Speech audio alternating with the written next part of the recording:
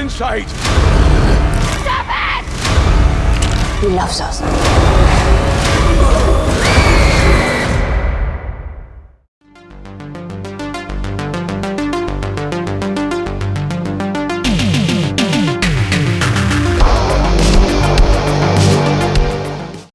Director Alexander J. Farrell brings us The Beast Within. Now, there's actually been a few movies called The Beast Within or something along the lines of that. This is a 2024 movie that stars Kit Harington and James Cosmo, both of which, of course, were in Game of Thrones as brothers of the Night's Watch. So it's kind of a reunion movie. But this is a werewolf movie coupled with a kind of family drama film. Now, the story takes place, I believe it's going to have to be around the 1990s or around then. It's one of those films which doesn't have a distinct time period, but judging by the cars, it would have been the early 90s. And we have this situation in the English countryside. We have this family living isolated in the remote countryside somewhere, and there's a good reason for this. The father, played by Kit Harington, is actually a werewolf, and we learn that this is a curse that has been passed down through generations. And every full moon, his father-in-law, played by James Cosmo, and his wife will lock him up on this kind of ruin, so he can't hurt anyone. It's told through the perspective of his young daughter, his 10-year-old daughter, who at this point doesn't really know what's kind of going on, but they are fearful about, obviously, of course, this beast getting loose. And it's actually somewhat of a metaphor for domestic abuse. What will happen? You will have to watch the movie and find out. So let's discuss what I think works in this movie's favour. Now, the director hasn't got a huge filmography. I think he's done a couple of shorts, one TV movie, and then some documentaries. So this is probably the most high-profile film to date. But I would say it's somewhat confidently directed, is the best way I'd describe it. I think the idea here is to have a parallel between a monster movie and it being a metaphor for domestic abuse, ultimately.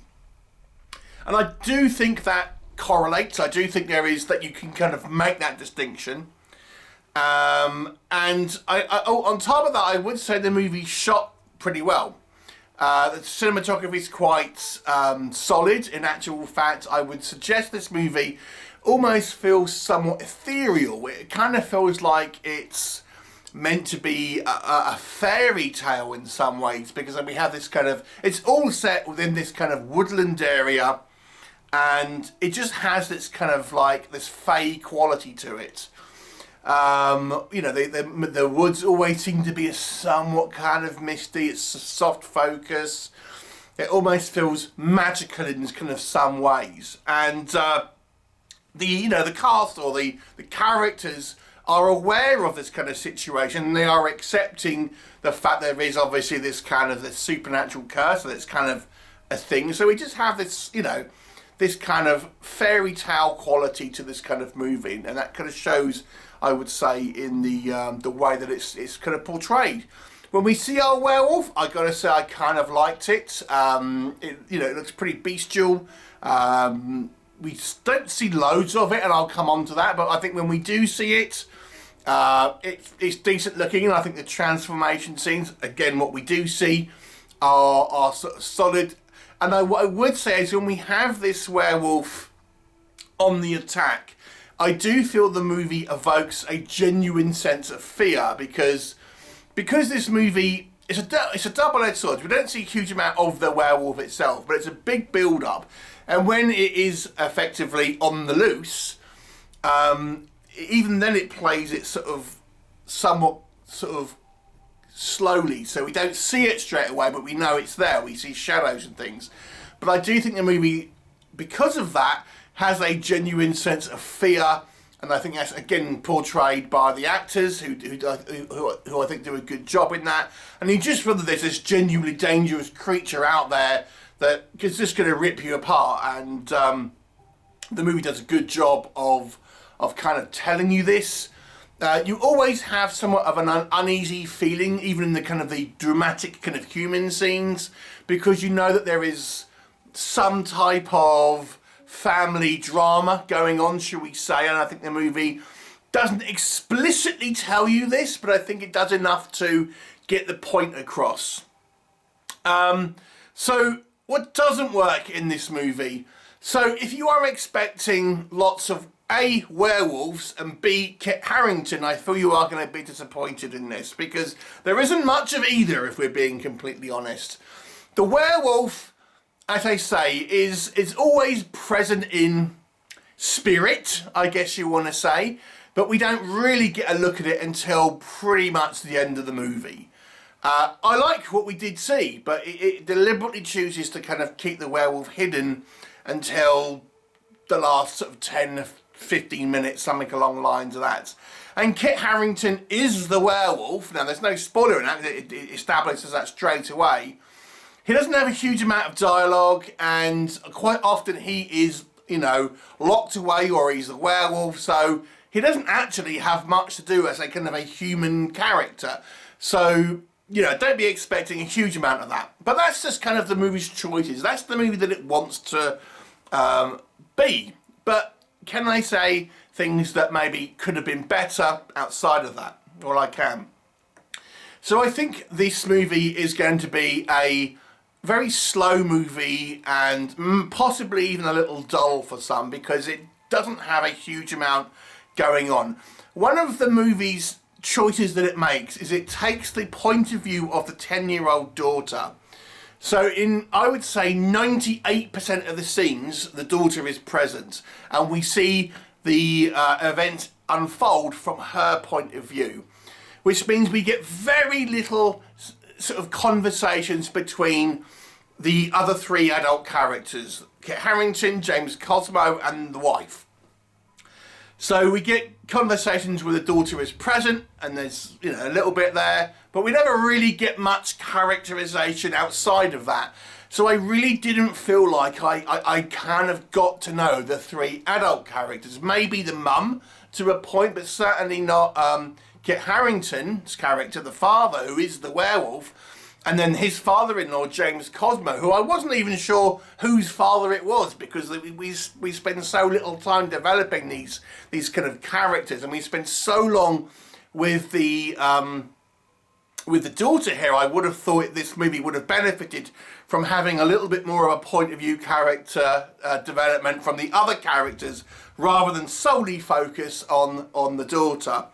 Acting wise, you know, it's not bad, to be fair. I have to be honest, I think the wife overacts a little bit, not to the degree where it's particularly distracting, but there are times here where, you know, I feel there's a little bit of overacting from the wife character. So outside of that, can I say anything else? I mean, the movie is clearly trying to be a metaphor for domestic abuse. But if we kind of just look at it on face value as a monster movie, you know, I have to be honest with you, I question the logic of some of the things that are displayed here. Like, this is a family curse, so people are aware that this is a curse that is passed on. So why on earth would you have children? Why on earth would you marry someone and have kids with someone knowing that this is going to be a problem? Again, it's never discussed. It's never really brought up. It's just, we just got to accept it. And I just think if this is like something that's inflicted on someone, like with a bite, you know, it's out of their control. You can kind of, I guess you can kind of get away with it. But where it's a hereditary disposition, I just feel like you need to kind of get into the mindset of why people would have this kind of. I mean, why as the wife would you get involved with someone like that and have a? I mean, ultimately that's your life, kind of like, you know, just kind of purely based on this. And you know, I guess the romantics among you may say, oh well, it was love and stuff, but you know, there are easier options out there. Is all I'm kind of saying. So the movie to me just didn't do the work in fleshing out the world. It was too concerned with, I think, trying to kind of like, aha, this is domestic abuse. You get me, and then trying to kind of show you the point of view from this young girl's perspective. And yeah, we get it, but we kind of, you know, the whole movie is that. I kind of want to see some character development from other characters, so we kind of get to know their motivations. And you know, we have the whole beast within metaphor, shall we say. And yes, there's a werewolf, but you know, it's referring to other things as well. And again, it just like, I just need to know more about why that is, you know, from the point of view. And it just doesn't give it to us. So, you know, I think the movie spends too much time on certain aspects where we didn't need to. We get enough of the point, and then it just carries on and carries on and carries on. Where I feel this movie could have been fleshed out in other areas and had a more of a fuller experience, where I feel this one, it just labours the point so much and it misses the opportunity to have a fully fleshed out movie because of that. Visually speaking, it's strong, but like I say, we don't really get much of a kind of a horror actual movie until really right at the end. And like I say, I think the movie could have been more interesting had it been done differently in the dramatic portions, because I feel as it stands at the moment, it very much just labours on one point of view and nothing else.